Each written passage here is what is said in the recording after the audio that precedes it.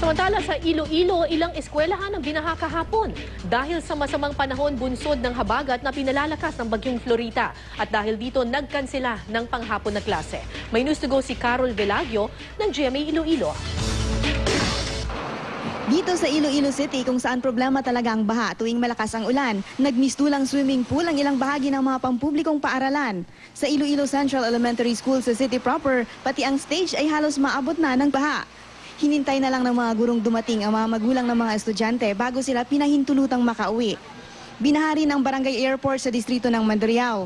Ang masama pa, nanggaling sa umapaw na kanal at imbornal ang baha. Pinasok na rin ng tubig kahit ang gym ng kalapit na Tabukan Elementary School. Dahil sa perwisyong idinulot nito, pinagkasunduan na ng City Schools Division Superintendent at ng alkalde na hindi na pabalikin ang mga mag-aaral kinahapunan. Sa probinsya ng Iloilo, apektado rin ng baha ang Dumangas National High School. Halos 50 silid-aralan ang hindi magamit dahil mataas ang tubig sa daanan papunta sa mga ito. Agad namang pinalinis ng LGU ang kanilang drainage system. Sa bayan ng Uton, binantayan ng mga residente ang tubig sa Batiano River. Pero dahil sanay na ang mga naninirahan sa gilid ng ilog, hindi pa rin sila lumikas kahit medyo mataas na ang tubig. Carol Velagio, GMA News.